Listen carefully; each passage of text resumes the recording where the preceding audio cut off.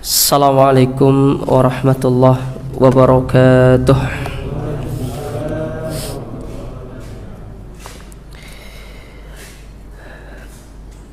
Alhamdulillahi rabbil alamin, wabihi nasta'inu ala umuri dunia waddin, wassalatu wassalamu ala rasulina al-amin, nabina Muhammadin wa ala alihi wa ashabihi wa man tabi'ahum bi ihsanin ila yaumiddin. Amma ba'du. Kaum muslimin wal muslimat, ikhwani fillah wa akhwati, bapak-bapak, ibu-ibu yang semoga senantiasa dirahmati serta dimuliakan oleh Allah Subhanahu wa taala. Jazakallahu khair.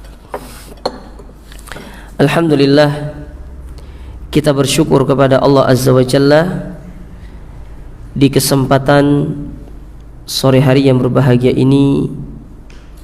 Allah Subhanahu wa ta'ala kembali mempertemukan kita di dalam majelis ilmu yang mulia ini, di dalam salah satu taman di antara taman-taman surga yang ada di dunia. Dan insyaallah kita akan melanjutkan kajian kita dari risalah yang ditulis oleh Fadilatul Syekh Fadilatul Syekh Abdus Salam Ibn Salim As-Suhaimi yang berjudul Kun Salafiyan Alal Jaddah, jadilah salafi sejati. Dan pembahasan kita sekarang masuk ke dalam penjelasan ringkas dari nama-nama Ahlus Sunnah wal Jamaah, yaitu pada poin atau halaman yang ke-47 kalau di buku terjemahan. Kalau buku Arabnya pada halaman yang ke-34. Baik, kita baca di sini. Kata penulis, qala hafizahullah, berkata Syekh Abdus Salam As-Suhaimi, beliau mengatakan, wal nashra' fi ta'rif bimusammayati ahli sunnah wal jamaah biikhtisar. Kita akan menjelaskan secara ringkas terkait nama-nama dari ahlus sunnah wal jamaah. Bahwasanya ahlus sunnah itu memiliki nama yang lain, tidak hanya namanya ahlus sunnah wal jamaah, tapi ada nama-nama yang lain yang dinisbatkan kepada mereka. Awalan, yang pertama, Ahlus Sunnah wal Jamaah, yaitu nama Ahlus Sunnah wal Jamaah itu sendiri. Ini yang pertama. Apa maksudnya nama ini? Hadzal ismu minal asma'il masyhuratil lati urifa biha Ahlus Sunnah. Nama ini merupakan nama yang paling masyhur, nama yang paling terkenal dari nama-nama yang Ahlus Sunnah itu dikenal dengan nama-nama tersebut. Jadi yang paling dikenal itu ya Ahlus Sunnah wal Jamaah. Wa huwa yutlaku makrunan bis sunnah, yang mana penyebutannya itu selalu dikaitkan dengan penyebutan sunnah. Jadi Ahlus Sunnah wal Jamaah. Kalau orang sudah berpegang teguh dengan sunnah, pasti dia itu akan bersama al-jamaah. Jamaah itu artinya bersatu di atas di atas landasan yang jelas, yaitu Al-Quran dan hadis Nabi sallallahu alaihi wasallam. Fayuqal, maka dikatakan Ahlus Sunnah wal Jamaah. Namanya kalau orang sudah berada di atas sunnah, pasti dia itu akan berjamaah. Wa qad yaridu munfaridan, dan terkadang penyebutan Ahlus Sunnah ini disebutkan secara tersendiri. Jadi Ahlus Sunnah saja, tidak pakai wal jamaahnya, hanya Ahlus Sunnah saja. Wa yuqal, dan biasanya juga dikatakan Ahlul Jamaah. Ya, Ahlul Jamaah.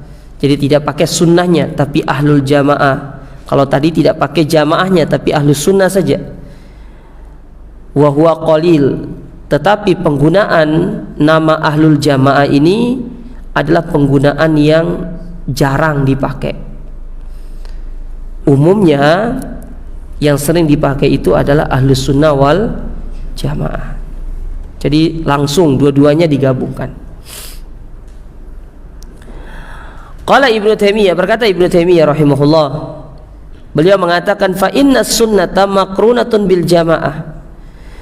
Sesungguhnya sunnah itu selalu erat kaitannya dengan al-jamaah, yaitu dengan mereka orang-orang yang berada atau berkumpul bersama jamaah.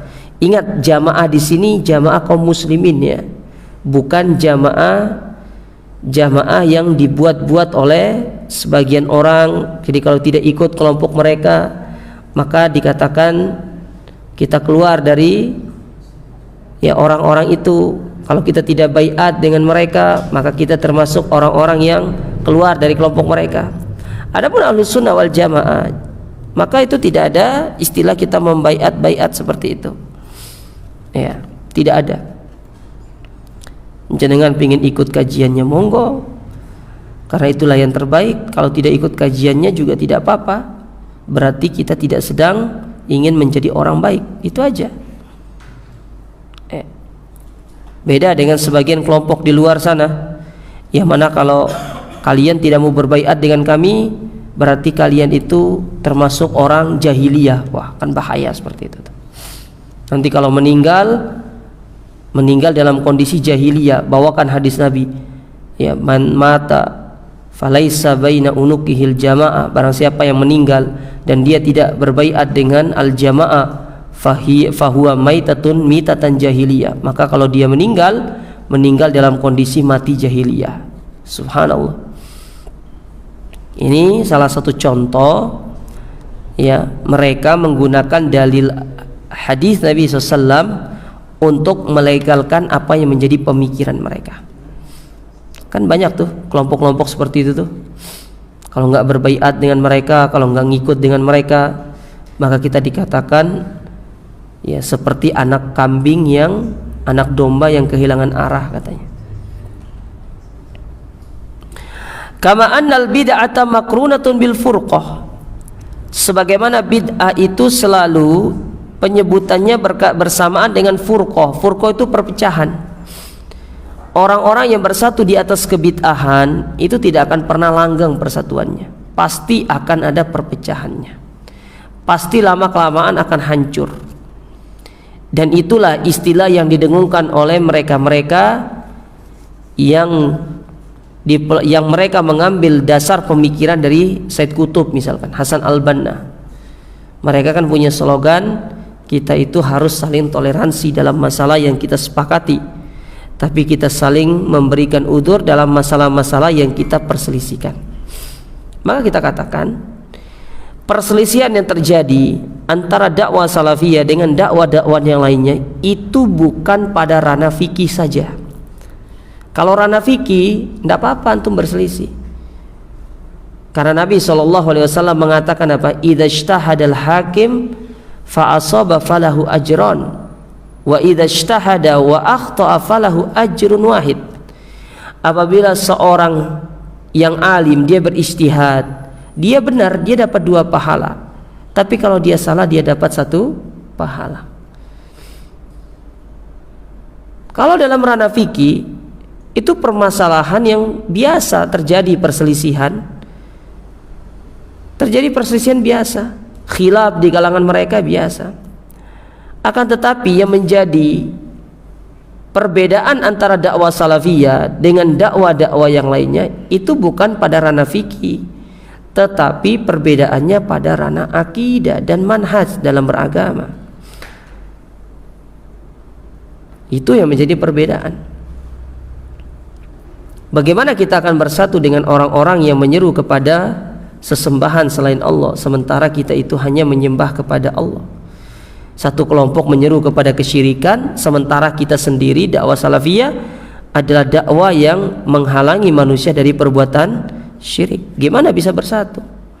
Kalaupun terjadi persatuan, maka itu persatuan yang semu, tidak akan pernah bertahan lama.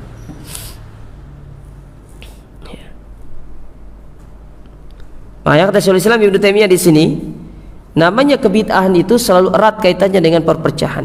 Fayuqal, maka dikatakan ahlus sunnati wal jamaati kama yuqalu ahlul bid'ati wal furqah. Kalau ada istilah ahlus sunnah wal jamaah, maka di sana ada istilah ahlul bid'ah wal furqah. Ahlus sunnah dan persatuannya, ahlul bid'ah dan perpecahannya. Bisa dipahami jamaah? Ya. Contoh saja, antum dapati acara Maulid Nabi di luar itu serempak nggak waktunya? Kadang ada yang tanggal 12, kadang ada yang tanggal 11, kadang ada yang tanggal seminggu kemudian. Ya, memperingati Maulid Nabi, tapi tanggalnya beda-beda. Itu aja sudah berbeda mereka. Ya. Itu aja sudah beda. Terus gimana? Masa mau bersatu? Oh, itu saja sudah beda. Nah, ini yang perlu dipahami. Taib. Wa min asbabi tasmiyatihim bihadzal ism, dan diantara sebab-sebab mereka dinamai dengan nama ini, yaitu ahlus sunnah wal jamaah, annahum qad tamayyazu bimizataini azimataini, yang mana mereka itu, ya, kata penulis di sini, mereka itu memiliki beberapa keistimewaan. Di antaranya ada dua keistimewaan besar. Yang pertama, tamassukuhum bis sunnati Rasulillah sallallahu alaihi wasallam, yaitu mereka senantiasa berpegang teguh dengan sunnah Nabi, hatta saru ahlahu atau sata saru ahlaha, sampai mereka itu menjadi ahlinya, orang yang paling faham dengan sunnah tersebut. Ya, sehingga mereka menjadi orang yang paling faham dengan sunnah tersebut. Bikhilafin sairul firaqi, berbeda dengan kebanyakan kelompok, fahiya tatamassaku bi ara'iha wa ahwa'iha, yang mana mereka itu membangun akidah mereka di atas akal-akal mereka dan di atas hawa nafsu mereka, wa aqwali qadatiha, dan di atas pendapat dari pemimpin-pemimpin mereka. Kita sudah sebutkan kan bahwasanya kelompok selain daripada ahlus sunnah, mereka dinisbatkan kepada pemimpin ataupun pemikiran mereka. Contoh, Mu'tazilah, pemimpinnya itu Wasil bin Atha, tapi kelompok ini dinisbatkan kepada pemikirannya, kepada akidahnya, karena akidah mereka itu disebut dengan akidah i'tizal. Apa itu akidah i'tizal? Yaitu mereka melepaskan diri dari majelisnya Hasan al-Basri, karena mereka memiliki pandangan pelaku dosa besar itu tidak mukmin, tidak kafir, tapi di hari kiamat mereka kafir dan masuk ke dalam api neraka. Ini berbeda dengan pemikiran Hasan al-Basri, yang mana Hasan al-Basri itu ulama ahlus sunnah, menetapkan pelaku dosa besar di dunia dia mukmin, tapi naqisul iman, namun dia mukmin yang kurang iman, bifiskihi, karena kefasikannya melakukan dosa. Sedangkan di akhirat, maka dia itu masuk ke dalam kategori tahta masyiatillah. Allah mau ampuni, Allah ampuni. Kalaupun Allah tidak ampuni, maka dimasukkan ke dalam api neraka sampai dosanya benar-benar bersih. Itu bedanya. Ya. Demikian pula kelompok Khawarij, mereka dinisbatkan kepada jenis pemikiran mereka, akidah mereka. Apa akidah mereka? Yaitu akidah Khawarij, al-khuruj, yang mana mereka itu keluar dari ketaatan kepada pemimpin. Kepada pemimpin siapa mereka itu keluar? Dari pemimpin Ali bin Abi Thalib. Kepemimpinan Ali bin Abi Thalib ketika beliau menjadi khalifah, mereka keluar, tidak taat kepada Ali. Makanya orang-orang yang keluar dari ketaatan kepada pemimpin dalam koridor yang sah, itu dikatakan sebagai Khawarij. baik mereka itu keluar secara pemikiran, secara lisan ataupun secara perbuatan, mereka dikatakan khawarij. Ya. Apalagi kalau sudah terang-terangan menunjukkan aksi, pergi turun ke jalan, melakukan demonstrasi. Apalagi sebagian orang itu bilang begini, Ustadz, kan negaranya yang membolehkan demokrasi. Kita katakan, iya, negaranya membolehkan demokrasi. Kalau antum ikut demokrasi berarti antum setuju dengan negara demokrasi. Kalau antum tidak setuju, antum harus menunjukkan sikap baro antum berlepas diri, termasuk jangan melakukan apa-apa yang menjadi kaitannya dengan negara tersebut atau demokrasi tersebut, termasuk demo itu tadi. Karena kan demo itu bagian daripada demokrasi. Kalau antum demo berarti antum setuju dengan demokrasi itu, meskipun pemimpin membolehkan antum untuk berdemo.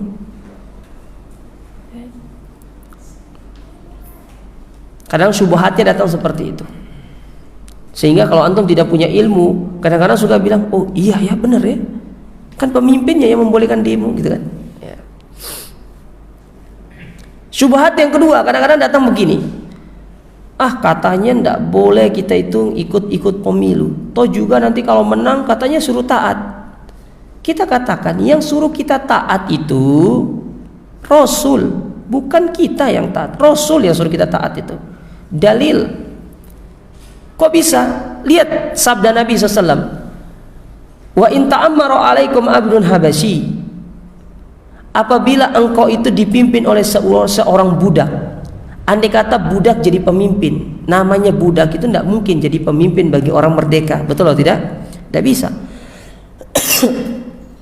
Misalkan nih budak itu berkumpul melakukan kudeta itu tidak boleh. Tapi ketika dia naik, dia menjadi pemimpin, maka kita sebagai rakyat harus taat kepada pemimpin tersebut dalam koridor yang sah. Nah itu kan sama saja. Antara kudeta dengan pemilu itu sama-sama kan tidak dalam syariat, sama-sama perkara yang tidak dibenarkan dalam syariat. Tapi kalau sudah naik, maka kewajiban kita taat, mendengar, karena itulah yang diperintahkan oleh syariat kepada kita. Jadi bukan kita melakukannya karena keinginan kita, bukan. Allah dan Rasulnya yang suruh kita ya, Allah dan Rasulnya yang suruh kita. Nah inilah yang disebut dengan pemikiran khawarij ya. Jadi mereka itu dinisbatkan kepada pemikirannya ataupun kepada pemimpin kelompoknya atau kepada salah satu jenis akidahnya. Adapun ahlus sunnah, maka ahlus sunnah wal jamaah mereka menisbatkan diri mereka kepada sunnah Nabi SAW. Fahiyya la tunsabu ila sunnah, yang mana mereka itu tidak dinisbatkan kepada sunnah. Wa innama tunsabu ila bid'iha atau bidaiha, yang mana mereka dinisbatkan kepada kebid'ahan-kebid'ahan mereka. Au ila a'immatihim au ila af'alihim kama taqaddam, atau dinisbatkan kepada pemimpin-pemimpin mereka sebagaimana yang sudah kita jelaskan kata beliau. Jadi ini yang pertama keistimewaannya. Kita disebut ahlus sunnah karena kita berpegang teguh dengan sunnah Nabi. Adapun mereka yang tidak berpegang teguh dengan sunnah Nabi, maka pada hakikatnya sebenarnya tidak boleh menamakan diri mereka sebagai ahlus sunnah karena jauh daripada tuntunan Nabi SAW. Adapun keistimewaan yang kedua, annahum ahlul jamaah, mereka itu adalah ahlul jamaah.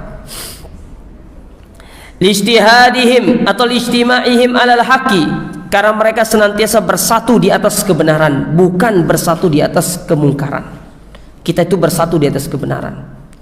Makanya standarisasi kebenaran itu bukan perasaan antum, tapi dalil.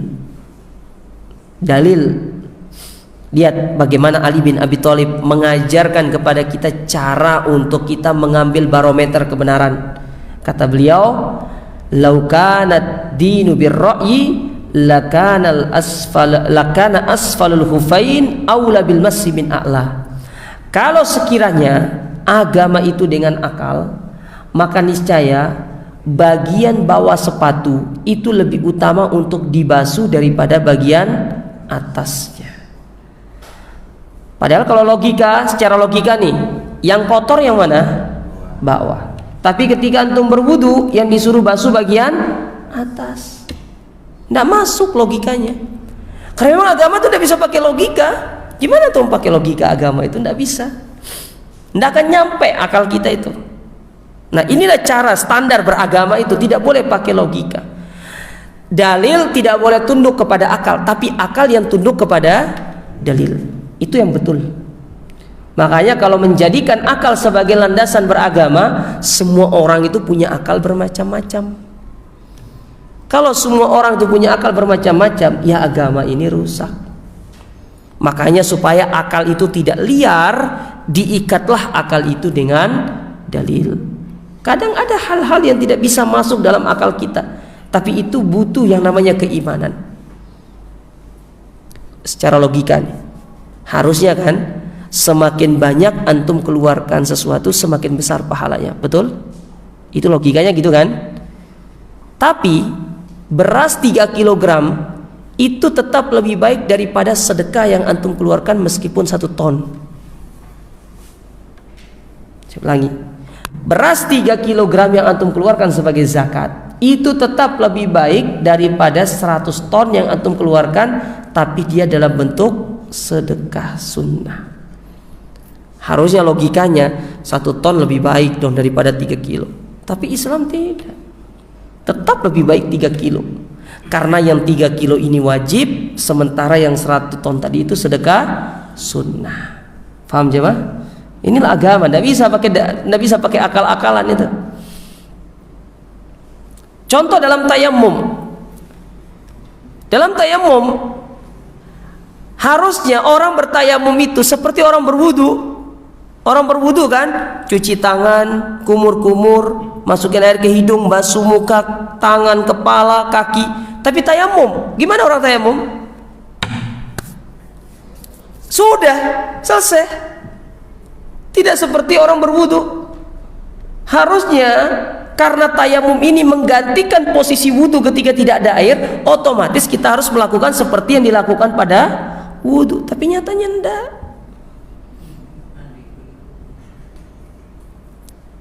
Bahkan ada orang tayamum terus, padahal ada air. Kenapa? Lebih gampang Ustadz, tinggal gini doang. Loh iya kan? Tayamum lebih gampang daripada antum berwudu. Ya. Antum nggak usah takut mubadir kalau tayamum itu. Gimana antum mau mubadir juga? Cuma gini doang, kita bisa mubadir. Kalau air kan dibuka keras mubadir, dibuka kecil kadang-kadang kurang. Apalagi orang Indonesia berwudu itu harus sampai basah kuyup. Kalau belum basah kuyup belum wudu. Benar? Benar Bu? Ibu-ibunya nggak ada ya? Oh ada. Sama kayak mandi junub. Nabi itu mandi junub berapa ukurannya? Hah? Berapa ukuran Nabi mandi junub? Berapa mud? Berapa mud Nabi mandi junub? Sedikit Nabi itu mandi junub. Kalau kita orang Indonesia 1 ember itu tidak cukup jemaah. Kenapa? Kenapa tidak cukup? Gosok-gosoknya panjang. Ini dakinya semua keluar. Nabi enggak. Nabi bisa berwudu dengan air sebesar ini, tapi kalau kita kan enggak bisa. Oh sekarang sudah bisa Ustaz, sudah belajar. Baru pertama kali itu tuang langsung sisa segini. Nah coba lihat, anu perhatikan tuh, agama itu enggak bisa dengan akal. Kok bisa tayamum itu menggantikan posisi wudu gitu loh? Padahal tayamum itu kan rukunnya cuma niat sama membasuh wajah dan tangan gitu doang, sudah sempurna. Gampang. Karena agama nggak bisa pakai ini. Agama itu harus pakai dalil, pakai iman. Makanya ketika sudah dalil berbicara, logika, akal itu stop. tidak bisa untuk diajak memahami apa yang disampaikan karena nggak masuk akal. Ya. Tidak masuk dengan akal.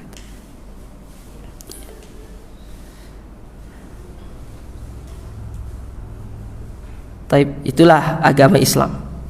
Jadi tidak bisa dengan akal. Wa ada mutafarruqihim, yang mana mereka itu ya tidak berpecah belah. Bi khilafil firaqil ukhra, ya berbeda dengan kelompok-kelompok yang lain. Fa innahum la yajtami'una ala haqqin, yang mana mereka itu tidak bersatu di atas kebenaran. Wa innama yattabi'una ahwa'ahum, akan tetapi mereka itu mengikuti hawa nafsu mereka. Itulah yang Allah Subhanahu wa taala sebutkan dalam Al-Qur'an, jemaah. Ya. Allah sebutkan di dalam Al-Qur'anul Karim, di dalam surat Al-Qasas kalau nggak salah. Ya.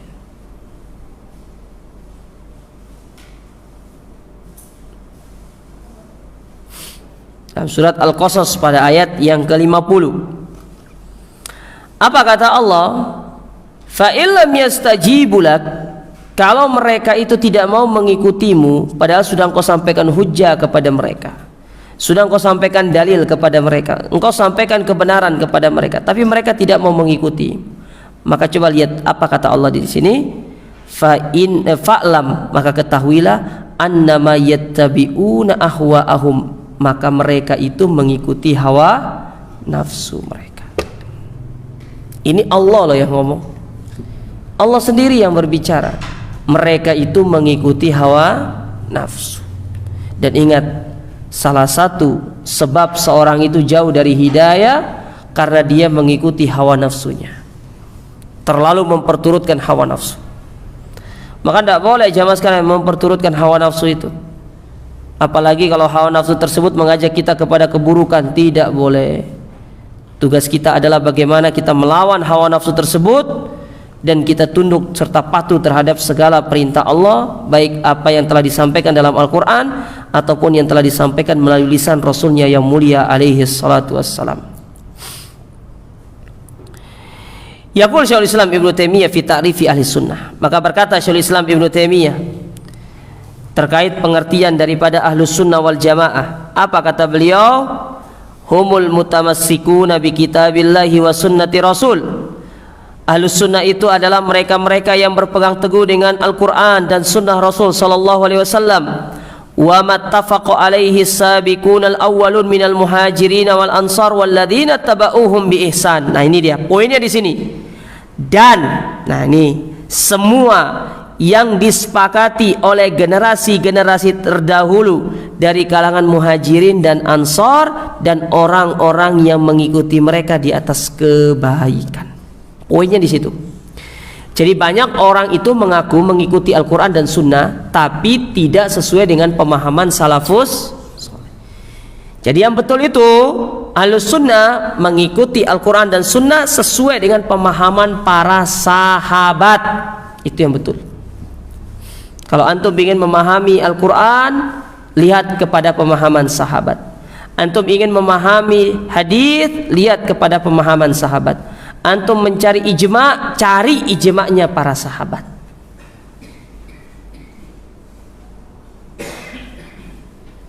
Cari ijma'nya para sahabat. Itu cara kita beragama. Banyak orang sekarang itu mengaku mengikuti Al-Quran dan Sunnah, tetapi memahami Al-Quran dan Sunnah itu bukan dengan pemahaman sahabat, tapi dengan pemahaman mereka sendiri. Memahami dengan hawa nafsu mereka sendiri. Contoh Khawarij tadi. Khawarij itu ibu, mereka itu ngebom orang pakai dalil. Antum kira Khawarij itu ngebom orang pakai hawa nafsu? Iya, hawa nafsu, tapi memahami dalilnya. Cuma yang dijadikan sebagai motivasi mereka ngebom orang itu pakai dalil, pakai Al-Quran. Ketika mereka mengatakan wa man lam yahkum bima anzalallahu faulaika humul kafirun, yang tidak berhukum dengan hukum Islam dia kafir. Ini ayat Al-Quran, jelas ayat Al-Quran. tetapi mereka tidak mengambil pemahaman para sahabat. Padahal sahabat memahami ayat tersebut yang dimaksud dengan orang yang tidak berhukum dengan hukum Allah itu kafir, artinya kafir tapi tidak mengeluarkan dari Islam alias dosa besar. Tapi mereka kan memahaminya secara literally. Oh ya, kafir berarti harus dibunuh. Segala hal-hal yang berkaitan dengan orang-orang yang berhukum dengan selain hukum Allah, maka mereka juga ikut kafir. Makanya bukan hanya presidennya yang kafir, menterinya kafir, polisinya kafir, tentaranya kafir, semua kafir. Sa-RT-nya kafir di depan mereka. Karena mereka menganggap yang tidak berhukum dengan hukum Allah maka kafir. Takmir pun bisa kafir karena tidak berhukum dengan hukum Allah katanya. Maka hati-hati jadi takmir. Ya.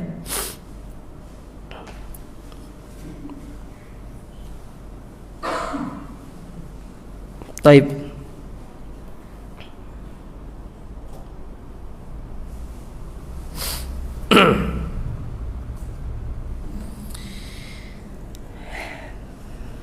Maka ini perlu dipahami.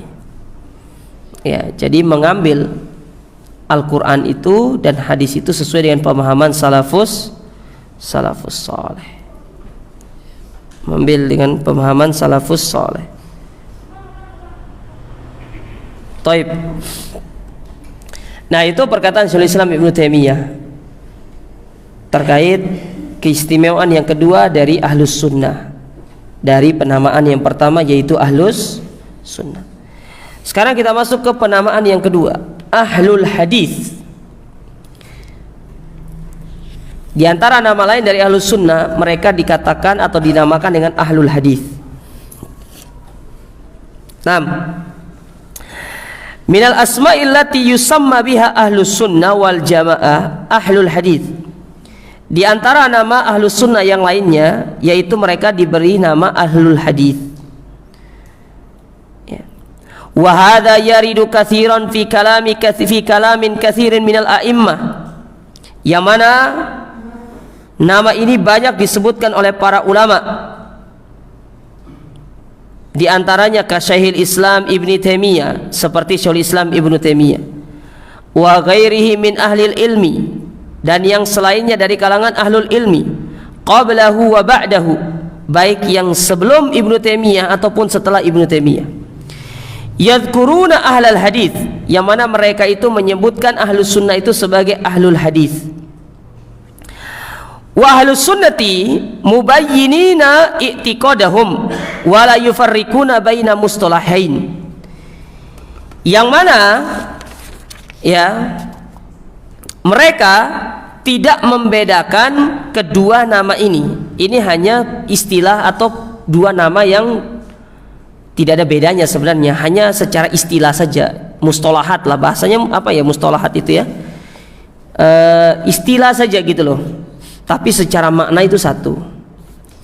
Ya, kayak contoh orang Jawa bilangnya pisang itu apa? Gedang ya. Kalau orang di tempat sana, di tempat saya itu nama pisang itu ya kates.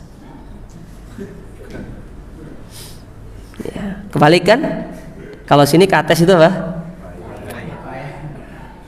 Itu sebuah istilah saja untuk menjelaskan nama apa? Pisang. Kalau di Jawa ini nama pisang itu ya gedang, kalau di sana pisang itu ya kates. Tapi podo kok, sama. Cuma hanya beda apa? Istilah, gitu loh. Masuk nggak? Paham nggak poinnya? Ya. Jadi antara Ahlul Hadis dengan Ahlus Sunnah itu ibarat apa? Gedang dengan kates. Sama-sama artinya apa? Pisang. Nah, itu maksudnya. Itu poinnya di situ maksudnya. Ya. Kayak orang apa? Orang Jawa bilangnya kalau makan itu dahar, paling halus. Ya. Kalau orang Sunda, dahar itu kasar itu. Sama-sama artinya makan. Tapi dua istilah ini kalau di tempat yang berbeda maka dia maknanya tidak sama. Yang satunya halus, yang satunya kasar. Itu contoh biar kita lebih paham di sini maksudnya. Jadi antara ahlul hadis dengan ahlul athar atau dengan ahlus sunnah itu nggak ada bedanya, sama saja. Ini hanya istilah saja, ya, yang tidak perlu diributkan.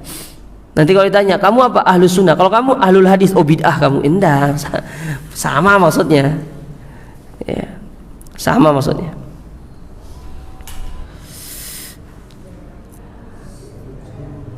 Kemudian dikatakan di sini, fahadal Imam As-Sabuni yaqul fi aqidatihi. Berkata Imam As-Sabuni menjelaskan tentang akidahnya. Ya, Imam As-Sabuni termasuk dari kalangan Ahlus Sunnah.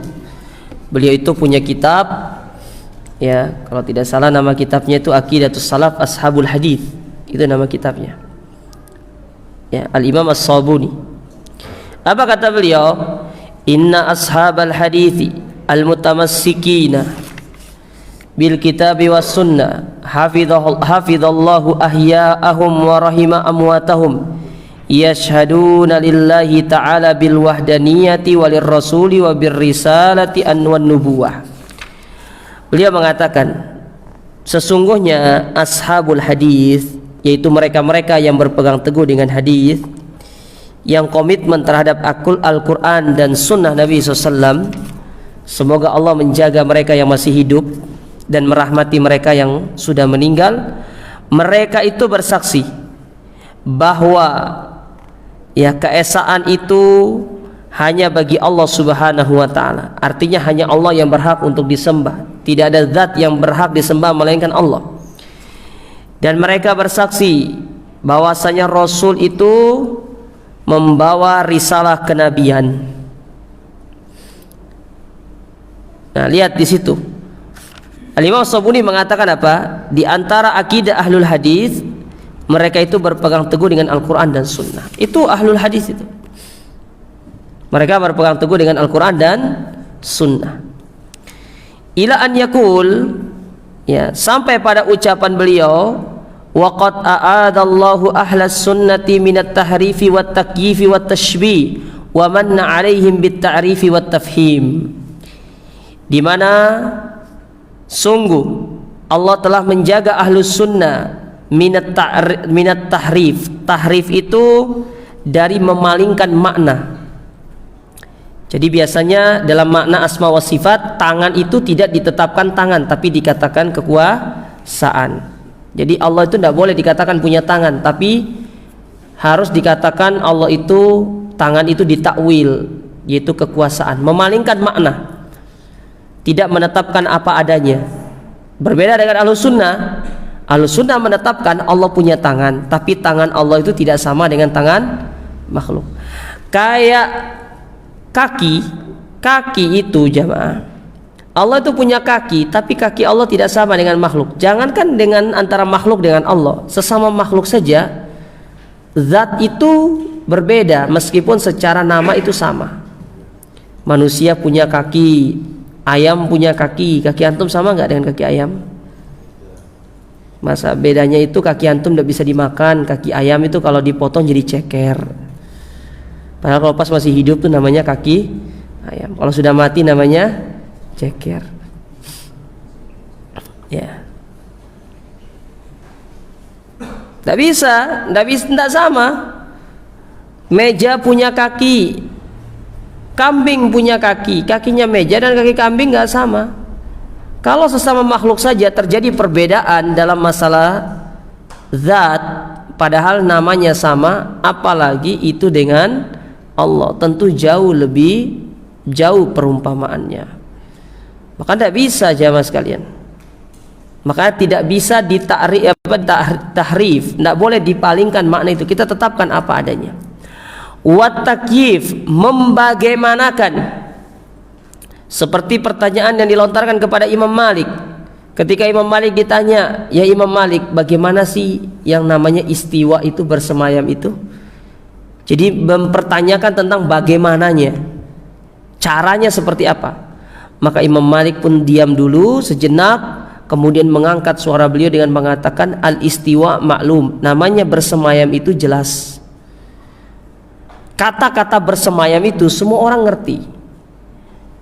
Wal kaifiyatu majhul, tapi yang tidak difahami itu cara beristiwa, cara bersemayamnya itu tidak ada yang tahu.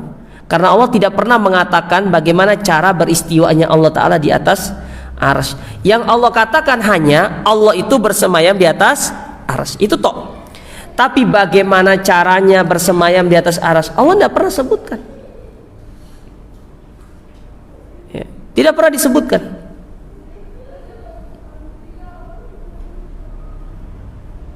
Lalu apa kata Imam Malik? Was-su'alu anhu bid'ah, dan bertanya tentang bagaimana cara bersemayamnya Allah itu pertanyaan baru yang muncul karena para sahabat ketika dikatakan kepada mereka Ar-Rahmanu 'alal arsy istawa, mereka itu diam dan faham maknanya. Oh, namanya istiwa itu faham, tapi cara istiwanya itu yang tidak diketahui ya, jadi tidak perlu nanti harus begini.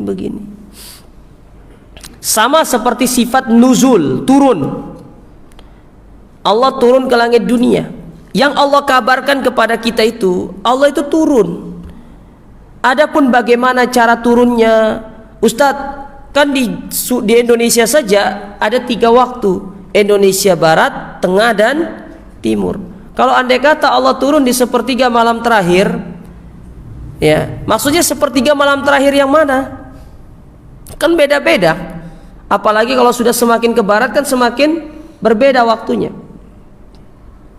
Ini syubhat. Maka kita jawab, namanya turun itu orang faham, turun itu ya turun dari atas ke bawah. Tapi cara Allah itu turun seperti apa, terus nanti kalau Allah turun siapa yang ada di atas, itu bukan ranah kita, itu sudah merupakan kekuasaan Allah. Tidak perlu lagi dipertanyakan. Para sahabat ketika dikatakan kepada mereka Allah turun di langit Allah turun di sepertiga malam terakhir ke langit dunia, mereka tidak pernah nanya, ya Rasulullah, kalau Allah turun siapa di atas? Tidak pernah. Antum pernah cari dapat riwayat seperti itu? Tidak pernah. Kita yang terlalu pintar untuk bertanya yang demikian ya. Karena para sahabat itu ketika beragama tidak menggunakan akal, tapi menggunakan iman. Hati yang mereka gunakan, bukan akalnya ya. Maka coba lihat Umar bin Khattab ketika mencium Hajar Aswad. Apa kata Umar? Wallahi la a'lamu annaka hajarun la tanfa' wa la tadur. Demi Allah aku tahu engkau itu batu, tidak bisa memberikan manfaat, tidak bisa memberikan mudarat, tidak bisa ya. Laula ra'aitu Rasulullah SAW yuqabbiluk maqal batuka. Andai kata aku tidak pernah melihat Rasul menciummu, aku nggak mau menciummu. Antum cium batu, bayangkan cium batu ya. Tapi karena Nabi pernah melakukannya dan ini perintah dari Allah Subhanahu wa ta'ala, maka diikuti. Sekarang coba antum cium batunya Pok Nari itu, mau antum? Nggak sama, tentu beda ya. Nah, inilah dia jawab sekalian ya, jadi tidak boleh membagaimanakan. Wat tashbih, menyerupakan ya, menyerupakan antara Allah dengan makhluknya. Artinya kalau Allah bilang Allah punya mata, berarti oh matanya Allah sama dengan makhluk. Nggak sama, sudah saya bilang tadi. Nama yang sama tidak melazimkan hakikatnya pun harus sama, nggak melazimkan. Kayak kaki, sama-sama namanya kaki, kaki meja, kaki tripod, kaki antum, kaki ayam, kaki kambing, sama atau enggak? Enggak sama. Kalau Allah mampu untuk menjadikan antara sesama makhluk itu memiliki bentuk yang berbeda-beda padahal satu nama, bagaimana antara Allah dengan makhluknya? Maka jauh lebih Allah itu mampu untuk melakukannya ya. Maka apa kata Al-Imam As-Sabuni di akhir dari ucapan beliau ini, wa manna alaihim bita'rifi wat tafhim, maka sungguh nikmat itu ketika Allah memberikan kepada kita pemahaman dan bagaimana kita bisa memahami agama ini. Itu dia nikmat. Kita bisa faham, mengamalkan agama ini. Tidak perlu kita mentakif, tidak perlu kita mentasbih, tidak perlu kita mentahrif, apalagi mentakwil. Mentakwil itu menyelewengkan maknanya. Seperti tidak boleh kita mengatakan al-istiwa itu bersemayam, tapi istiwa itu artinya istaula, menguasai. Itu namanya memalingkan makna. Nah, jadi akidah ahlus sunnah, ya, akidah ahlul hadis itu sama dengan ahlus sunnah wal jamaah. Jadi ini dua istilah yang hakikatnya sama, cuma namanya aja yang berbeda. Kayak tadi saya bilang itu antara gedang dengan kates. Gedang ya pisang, kates ya pisang, ya sama-sama. Sama-sama. Namanya istilahnya aja yang beda, tapi secara hakikat mereka menuju kepada hakikat yang satu. Sama-sama maksudnya adalah pisang. Nah, sama tadi. Mau ahlus sunnah, mau ahlul hadis itu sama saja. Karena sunnah itu sendiri sinonim dari kata hadis. Antum mau bilang diri antum ahlul hadis wal jamaah boleh. Antum mau bilang nama antum ahlus sunnah wal jamaah boleh. Tapi umumnya yang sering dipakai istilah itu ahlus sunnah wal jamaah. Sunnah itu selalu kaitannya dengan jamaah. Ahlul hadis biasanya penyebutannya sendiri. Bisa dipahami jamaah sekalian? Baik, insyaallah kita lanjutkan pada pertemuan berikutnya terkait nama-nama yang disebutkan oleh penulis di dalam kitab ini. Wallahu taala alam. Kita akhiri subhanakallahumma rabbana bihamdika asyhadu an la ilaha illa anta astaghfiruka wa atubu ilaik. Wassalamualaikum warahmatullahi wabarakatuh.